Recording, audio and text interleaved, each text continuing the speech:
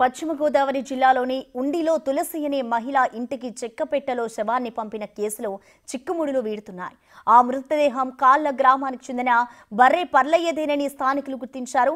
నిందితుడిగా భావిస్తున్న తులసి సోదరి భర్త శ్రీధర్ వర్మ పోలీసులకు చిక్కగా అతన్ని రహస్యంగా విచారిస్తున్నట్లుగా తెలిసింది. పర్లయ్య సొంత గ్రామమైన కాళ్ల గ్రామం గాంధీనగర్లోని నిందితుడు శ్రీధర్ వర్మ కూడా ఉంటున్నట్లుగా నిర్ధారించారు. శ్రీధర్ వర్మ ఇంట్లో అనుమానాస్పద రీతిలో చేతబడి చేసే సామాగ్రి, పుస్తకాలు, మరో పెట్టె దొరకడంతో వాటిని ఎవరి కోసం సిద్ధం చేసి ఉంచాడనే ప్రశ్నలు వ్యక్తమవుతున్నాయి.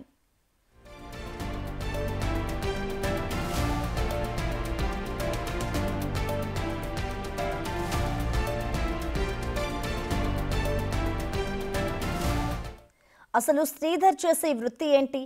ఆదాయం ఎలా వస్తుంది? గంజాయి ముఠాలతో ఏమైనా సంబంధాలు ఉన్నాయా వంటి విషయాలపై పోలీసులు కూపీ లాగుతున్నట్లుగా సమాచారం.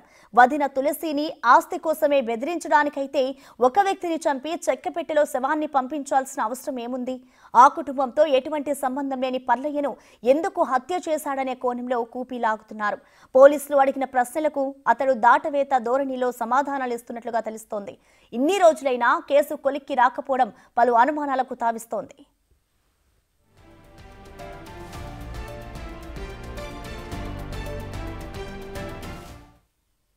ఈ ఘటనకు సంబంధించిన మరింత సమాచారాన్ని మా ప్రతినిధి సాగర్ అందిస్తారు. సాగర్, చెప్పండి, ఏదైతే ఈ ఘటన ఉందో దీనికి సంబంధించి ఇప్పటికే పోలీసుల అదుపులో శ్రీధర్ ఉన్నారు. మరి శ్రీధర్ నుంచి పోలీసులు ఎటువంటి వివరాలను సేకరిస్తున్నారు? డీటెయిల్స్ ఏంటి సాగర్? రాష్ట్ర వ్యాప్తంగా సంచలనం రేకెత్తిస్తున్నటువంటి డెడ్ బాడీ పార్సిల్ కేసులో ప్రధాన అనుమానితుడు, నిందితుడిగా ఉన్న శ్రీధర్ వర్మ అలియాస్ సిద్ధార్థ్ వర్మ ఎట్టకేలకు పోలీసులకు చిక్కాడు.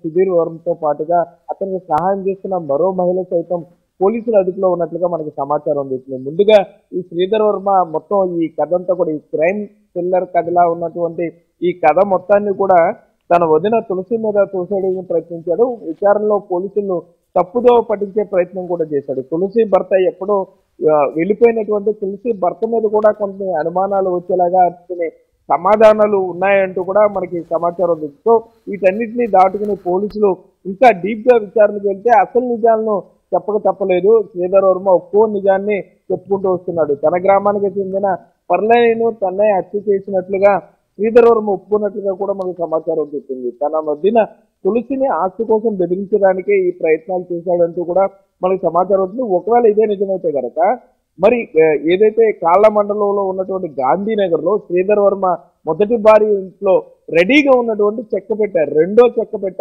ఎవరి కోసం రెడీ చేశాడు? రెండు చెక్కపెట్టలు రెడీ చేస్తే ఒక చెక్కపెట్టలో పర్లయ్య మృతదేహాన్ని తన పిల్లనిచ్చిన మామ ఇంటికి పంపిస్తే రెండో చెక్కపెట్టని అతని బెడ్రూమ్ లోనే దాచుకున్నాడు. సో ఆ చెక్కపెట్టని ఎవరి కోసం రెడీ చేయాలి అంటే మొదటి ప్లాన్ ఫెయిల్ అయితే ప్లాన్ బి రెడీ చేశాడా?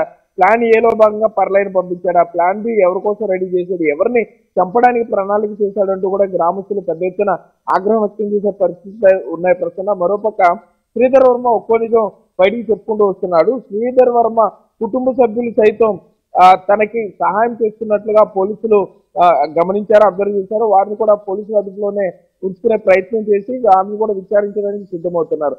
మరోపక్క ఇప్పటికే డెడ్ బాడీ పార్సిల్ రిసీవ్ చేసుకున్న ముదురూరి రంగరాజు బంధువులతో పాటుగా పెద్ద కూతురు తులసి, చిన్న కూతురు రేవతి బంధువులను కూడా పోలీసులు విచారణ చేస్తున్నారు. ఈ కేసులో పర్టికులర్ కేసులో ఏ ఒక్క లూప్ ని వదలటానికి కూడా వదలటానికి కూడా పోలీసులు ఇష్టపడలేదని చెప్పుకోవచ్చు. కొంత ఆలస్యమైన కూడా ప్రతిదీ క్షుణ్ణంగా విచారణ చేసిన తర్వాత మాత్రమే అరెస్ట్ చేయించే అవకాశం ఉంటుందని చెప్తున్నారు. వారం రోజుల పాటు శ్రీధర్ వర్మ ఎవరికి దొరకకుండా పోలీసులకు చిక్కకుండా ముప్ప తిప్పలు పెట్టాడు. ఫోన్ వాడకుండా, ఒకవేళ ఫోన్ వాడినా కూడా సిమ్లు మారుస్తూ, తరచు ఫోన్లు మారుస్తూ ముప్పదిప్పులు పెట్టాడు. అటువంటి శ్రీధర్ వర్మ ఇప్పుడు పోలీసులకు చిక్కాడు కాబట్టి మరిన్ని నిజాలు వెలుగులోకి వచ్చే అవకాశం ఉంది. పర్లయ్యని ఇంటికి చంపాడు, పర్లయ్యని చంపితే తన మామ ఇంటికి ఎందుకు పంపించాడు? రెండో చెక్కపెట్ట ఎవరి కోసం సిద్ధం చేశాడు? ఎందుకు తన వద్దని బెదిరించాలనుకున్నాడు? ఈ విషయాలన్నింటి మీద కూడా పూర్తి క్లారిటీ వచ్చే అవకాశం అయితే ఉంది ప్రస్తుతం. Thank you Sagar.